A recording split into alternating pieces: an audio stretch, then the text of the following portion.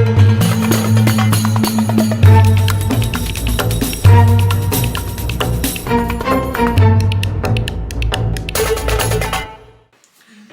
my name is Kevin Fernandez and welcome to my channel, Gamers Genie. Today we're going to learn the natural set collecting game, Trekking the National Parks. This 1 to 5 player game designed by Charlie Bink and published by Underdog Games. In this you are going across on a magical journey, or not so magical journey, as you trek the national parks all around the US, seeing the sights, camping out, fresh outdoors. Gosh. See if you can be able to complete your family goals as you're moving along these great national parks. Will you be successful, or will your competition get the better of you? Find out as we go to the table and learn how to play Trekking the National Parks. Place the board in the center of the table. Put all 45 stones in the bag and mix them. For each park location on the map, randomly draw 1 stone out of the bag and place it on a location. Like so. Then you just return the bag to the box, because it will not be used during the rest of the game. Then you just take and shuffle the Trek cards.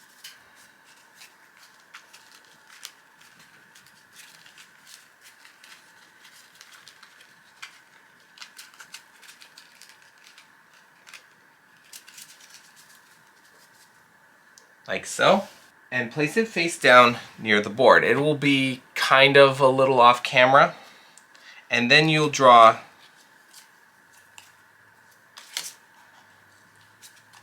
5 Trek cards, and you'll place them in a row next to the board, and they will also be slightly off camera as well, so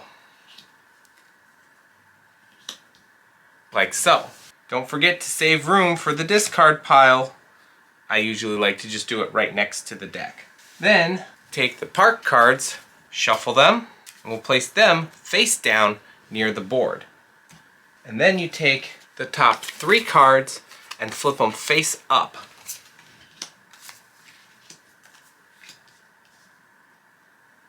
With their photo side showing. Take the 6 major parks, shuffle them up,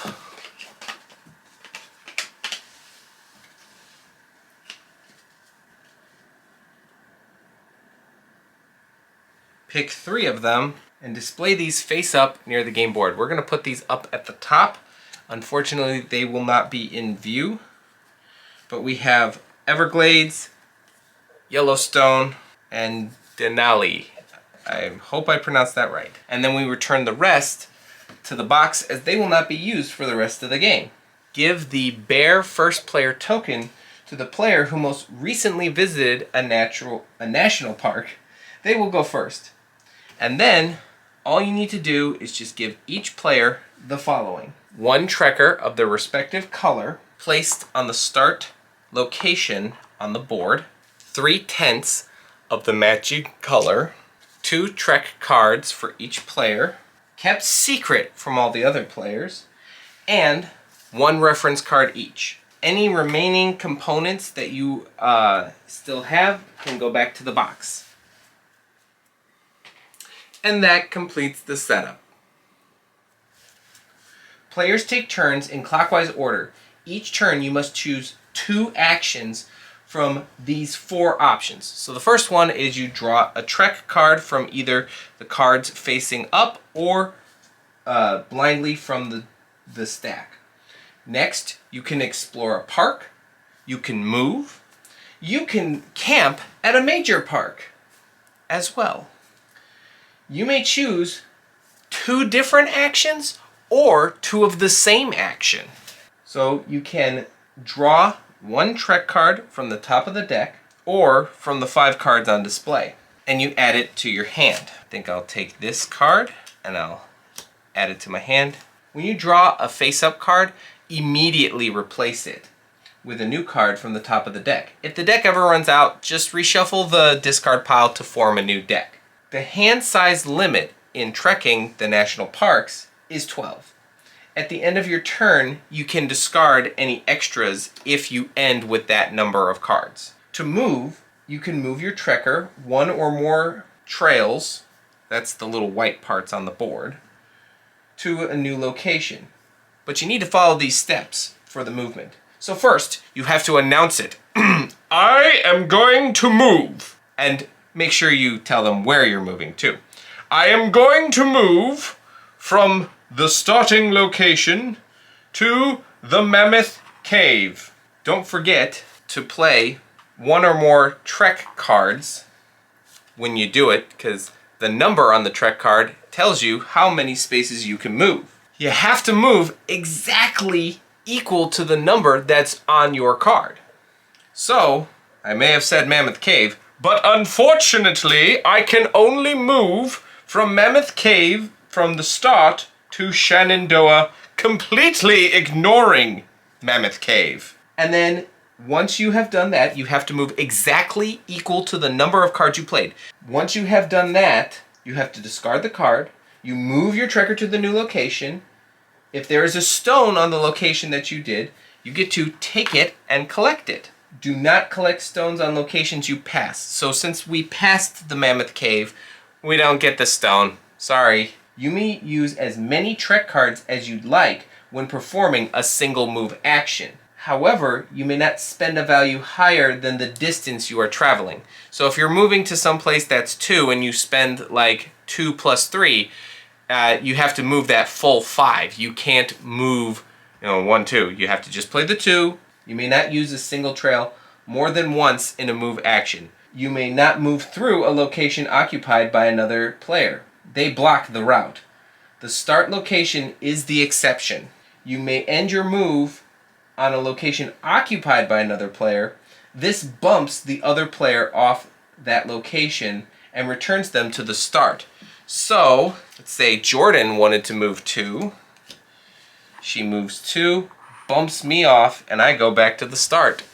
And that's how that works. The start location acts as an intersection between trails, just like arc locations. Multiple players may occupy it. The face-up park cards with the white borders may be explored. To do so, your trekker must be at the location on the map. So for example, if I was at Lesson Volcanic, I then reveal the trek cards in my hand that match the icons shown on the park card. Discard them and then take the park card and place it face down in front of you. So this needs a canoe, a little boot, and a mountain. For these, yes, they have 4, 2, and 4. The numbers don't matter, just the symbols.